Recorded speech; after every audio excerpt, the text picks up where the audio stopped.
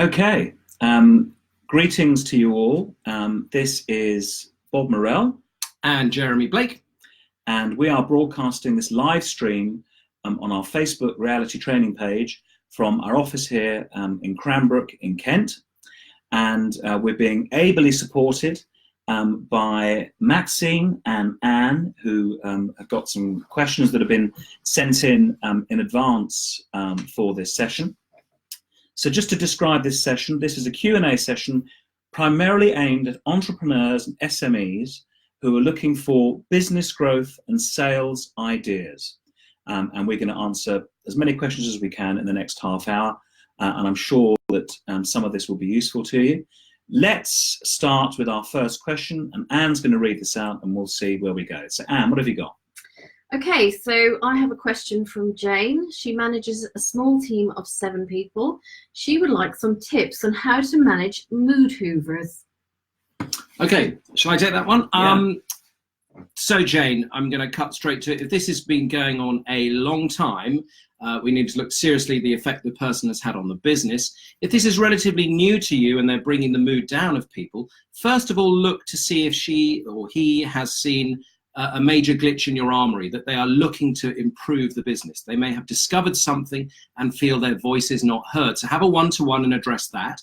If it's simply pure negativity, there's no stimulation to do better, no creativity, and they're very unhappy in their role, then the short answer is the effect of one or many is much more serious and you need to take action. So we get a lot of this about negativity, but nip it in the bud.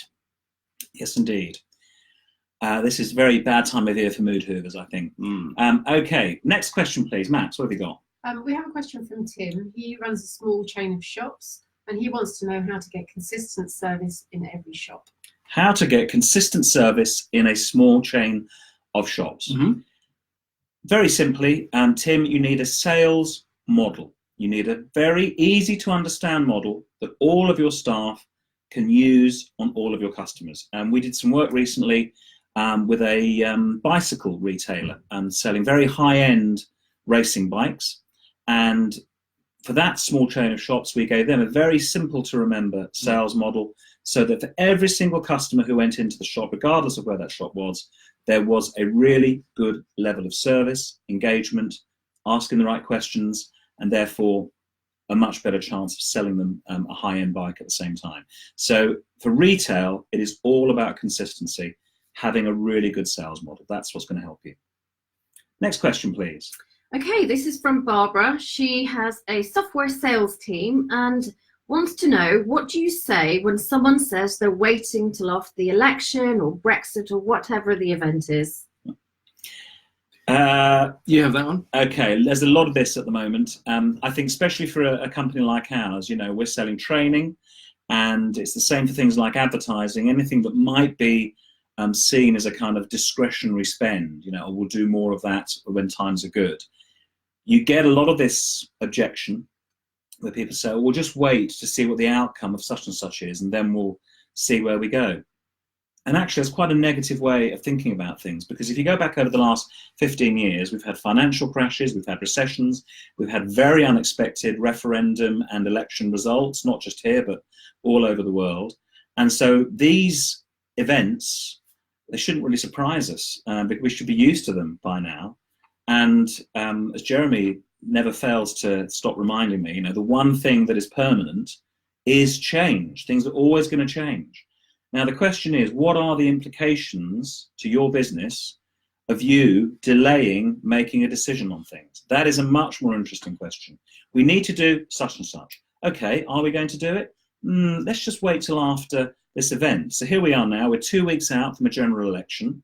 So let's imagine we had the general election and the result isn't what you expected it to be, and you've had 2 weeks where you haven't made any decisions and haven't decided how to move forward. That's 2 weeks of just stagnant waiting for things to happen. But actually, you can just make a positive decision and go for things. So I think ultimately, you have to have a medium and longer term view that you focus on. If you're too short term, then every single thing that happens every few months is going to be a reason to do nothing. And in the end, the best businesses are those that actually make decisions and do something.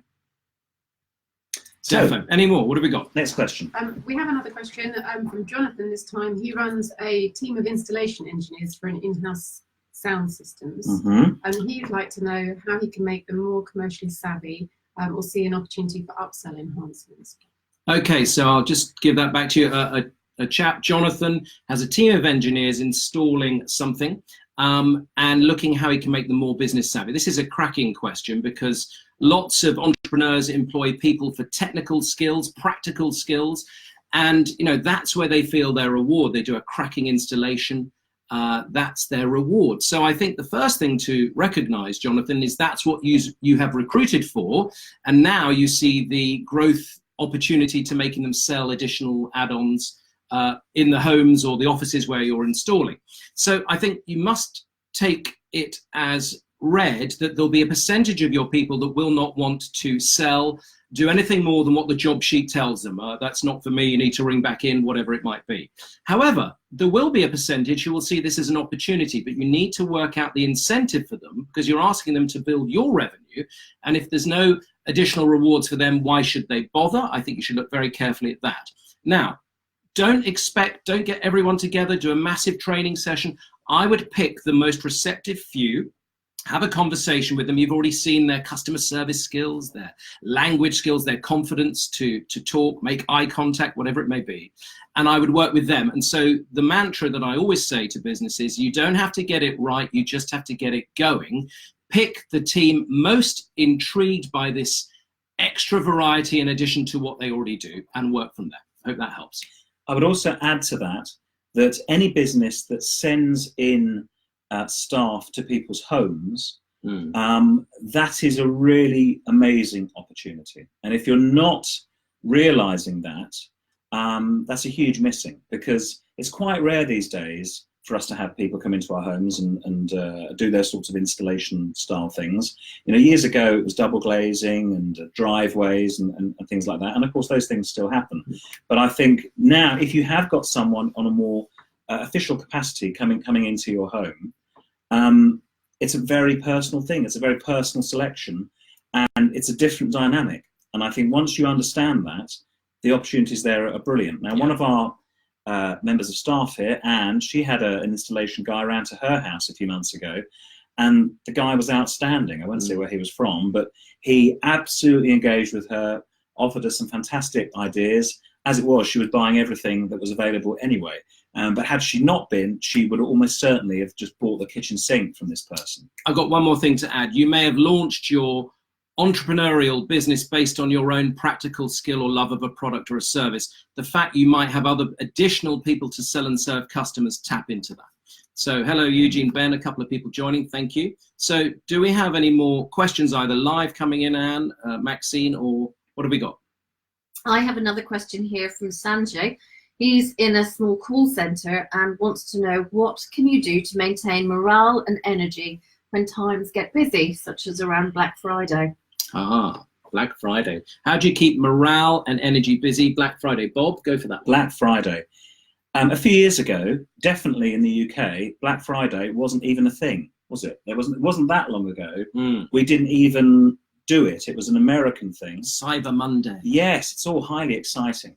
And of course, as a business, especially for a consumer business, in the run up to Christmas, you think, great, this is a great opportunity for us to do something extraordinary for a day, or in some cases 3 weeks, and see if we can generate some more business accordingly.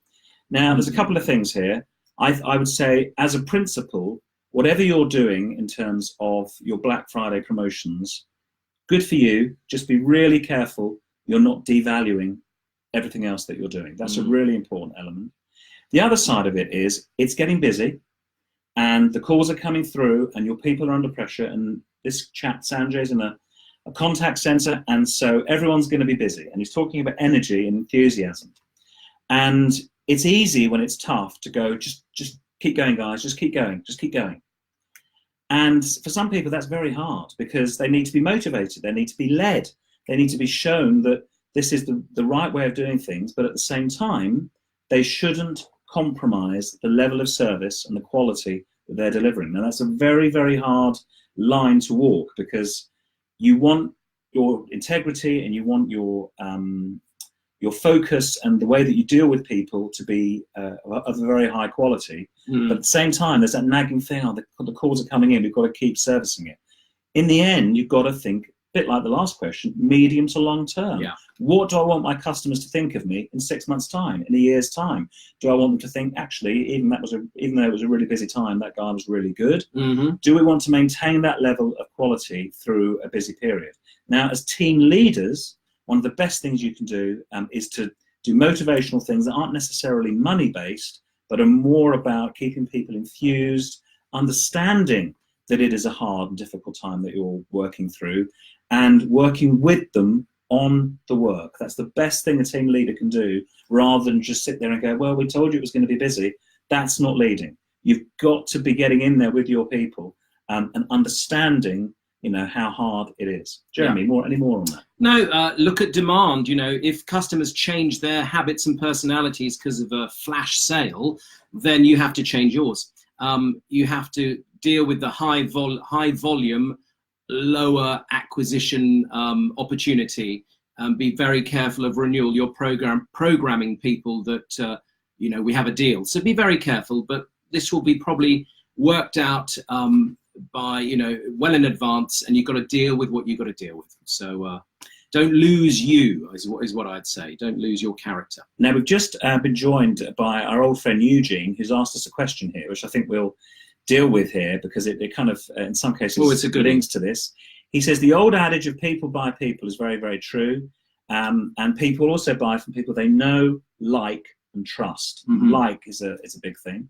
But is there any tips you'd give for how to make an amazing first impression? Well, I can kick off with that, and I don't know if you'll guess what I was going to say. Really simple, and I've got this as a personal thing. There are. What are you pointing at? My shirt? Does that make a good first impression? I hope so. There is a lot of work going on where I live with a neighbour who's having lots of work done in all sorts of places. Different people coming on site. One of them has walked around all the houses, meeting us, telling us the disruption that's going to take place. He's shaken our hands. He's given me his name, the name of his team members. Manners. I'm just going to go in with manners. Look someone in the eye. Give them your name. When they say, my name's Lucy, don't go, sorry, what was your name? Remember their name. I think manners maketh mankind. So I would say politeness and good manners are a cracking way to make a first impression. When you're given a biscuit, say thank you for the biscuit if you're in a consumer business. When you're given a parking spot and you're a business customer, thanks, that was really easy. The fact you reserved me a space right at the front, I'm really grateful for that. Thank you for letting me use your power while I was in reception. Just basic manners, Bob, is a good way to make a first impression, whether you're B2B, B2C, or whatever it is you do. I think the other thing is about making first impressions is that if you're going for a meeting, if it's B2B possibly, or if you're going for an interview, which is another great way to make a first impression. There was this old thing years ago, and we used to have great discussions about this, about whether or not you should wear a tie. And here we are sitting here without ties, but we're in our office, and if that offends you, I apologise. I remember we used to say that if you turn up at a meeting and you're wearing a tie, then you haven't made a mistake. Whereas it is possible sometimes to turn up at a meeting without a tie, and you will have made a mistake. So it's quite interesting that certain circumstances will, maybe it shouldn't, but in some cases will dictate what you should be wearing and how you should come across. I think that there is definitely a trend at the moment for more casual working environments, whether that be how people dress, the kind of places that they work in, and some of these places, offices we go to, they look like sixth form common rooms, and also you sometimes get, of course, this movement for people to work from home, which I think is absolutely fantastic. There's now millions of people who work from home regularly, and I think that's a brilliant thing. It's probably much better for the environment and much better for them too. So I think that's a really good thing. But at the same time, with that trend towards a more casual approach to business, I still think that there are certain things when it comes to a first impression that never changes. Well, back to what I've said, manners and your behaviour doesn't change. Thank you. You think Bob's first answer was better. The shirt, always the shirt. Yes. Well, Bob has a massive thing about shirts. I do. This comes from a little place in Dartmouth, and we did actually bring the same shirt. It often happens, and luckily I had another one on a hanger. So I'm going to add to this tip. Always have a spare shirt Oh, in yeah. case the person, a bit like a wedding, you're in 2 outfits, you know. So anyway, let's move on. Great. So what have we got, Thank Anne or you. Maxine? More questions? We've had a question from Danny Hoskins of Bedlam Breweries. Aha. So, within a sales organisation, what is the #1 simplest area to focus on, which can generate the biggest immediate positive impact? In a sales team environment, what is the #1 thing to focus on that can generate immediate impact? Yep. Okay. Okay, I have one. Go for it. As a leader of that team, the way you make an impact is stop telling people what to do. So we realize that whether your business is thriving or you're up against it, you kindly sent us your questions, so we don't know whether you're up, you're down, whatever. But telling people what to do has a very different reaction to asking people their own opinions and ideas. So I think one way to make immediate impact is allow people's own creativity to come to the fore. Ask them what else we could be doing at this time. We're coming up to January. What's an approach that you feel we could try that we haven't tried? In effect, coaching. So we're all trained coaches here, and we coach a lot of clients one-to-one and in groups and in corporates, a whole mix. And of course, we're going to advocate coaching because we see an immediate return where we get the person to come up with their own ideas, their own answers. So they are far more wedded to the actions they will take because they haven't been told what to do. So Danny, running your Bedlam Brewery, cracking beer, I would say to coach, get coaching running through your organization. Anything to add, Bob? Oh, yes. So I think that if any sales team want to make a significant difference to the number of sales that they make, the 2 main areas that will make a huge difference is 1, follow up your opportunities, okay? The standard and quality and effort aimed at follow-up across all businesses is hugely low at the moment. I don't know why. We send out things. Let's hope they ring back. I hope they come back to us. Let's hope they come back. And wonderful philosophy. Like, I put it out there. Yes. That's what I've done. You know, if the karma of the universe brings it back, then great. And that's absurd. You must follow up the business opportunities that you have. That's an easy way to increase your sales.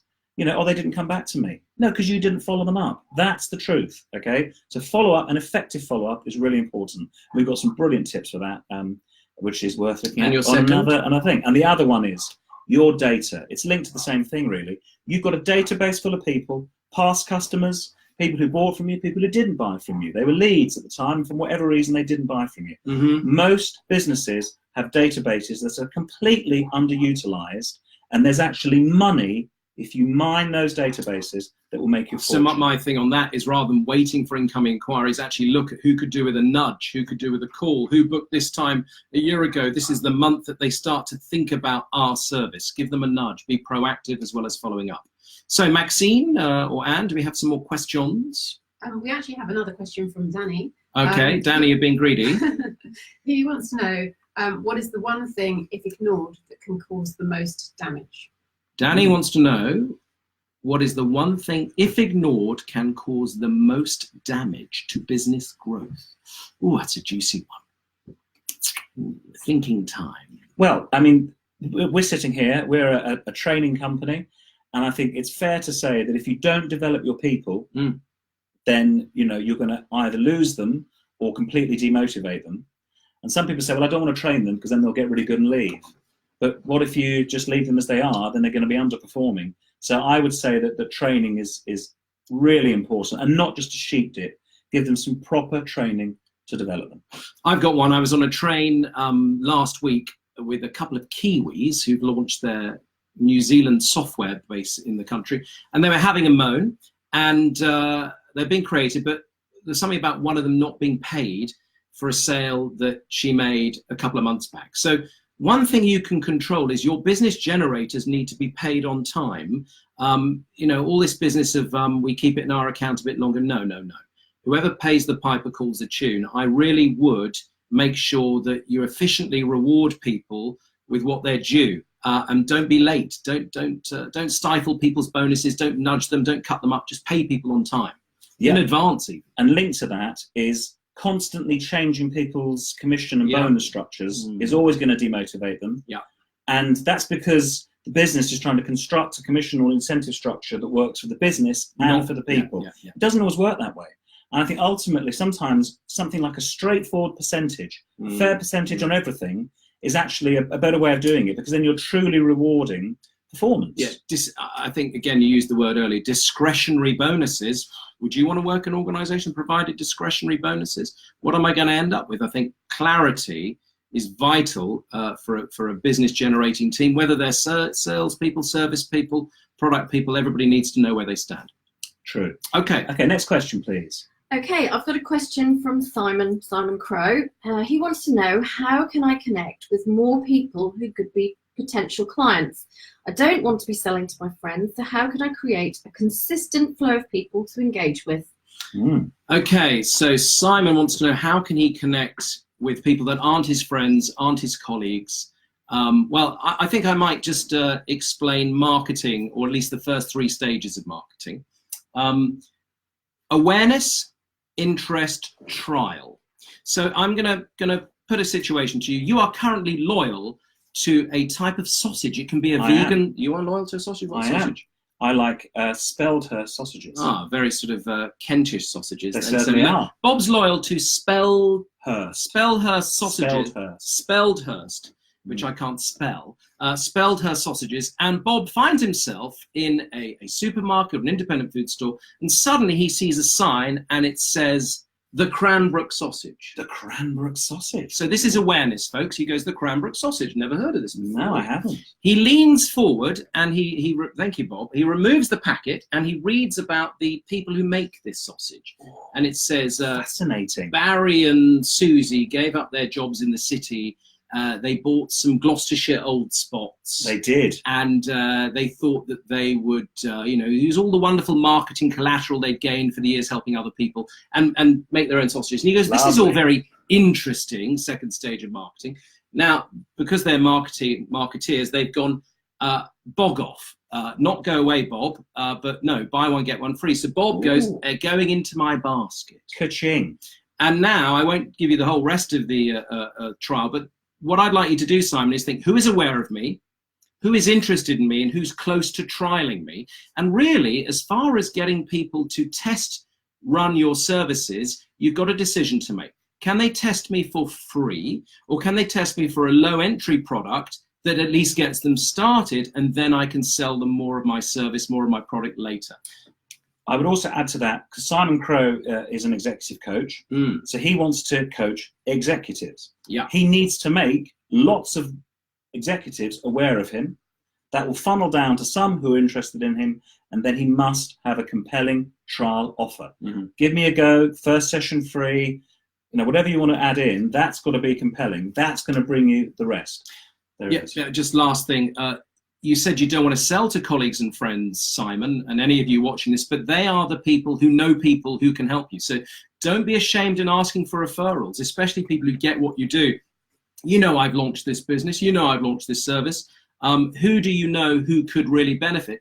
Ask for referrals, but just think in those 3 terms. I've got people who are aware of me. Now I'm nudging them to interest because I'm sending them videos, articles, I'm working my list, and then who is close to trial. And then you can move on to other phases. Okay? So I think that's it now. Do we have any more questions? That's pretty much it. We're coming up to half an hour. So we've got a few more minutes to go. So we'd be mad to do this and not just tip the wink to you all that reality training have been going now for 18 years. 18 years. 18 years. Prior to that, Jeremy and I met previously at drama school. We were actors in our youth. Yes. Clearly, you can tell that from what you just watched. We have a massive, brilliant team of trainers that we work with, some brilliant support people and coaches who help us too. And we are there to transform organizations, to increase their sales, their customer retention, which is a massive part of what we're doing at the moment, but also their average order values, their management ability to coach and work with their people. And we also produce brilliant training films and support material as well. I think the thing I'd say, entrepreneurs, SMEs, you often feel that you're locked out of affording organizations like us, and you spend your time looking up for free content on the internet.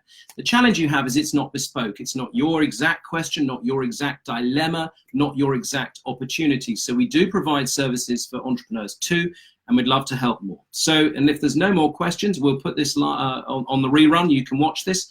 But thank you, those of you who tuned in, and thank you if you've tuned in on demand. And this is Bob Morrell and Jeremy Blake from Reality Training, Results Through Inspiration. We'll see you on the next one. Thank Cheers. you. Thank Bye. you. Thanks, Eugene. And Benji.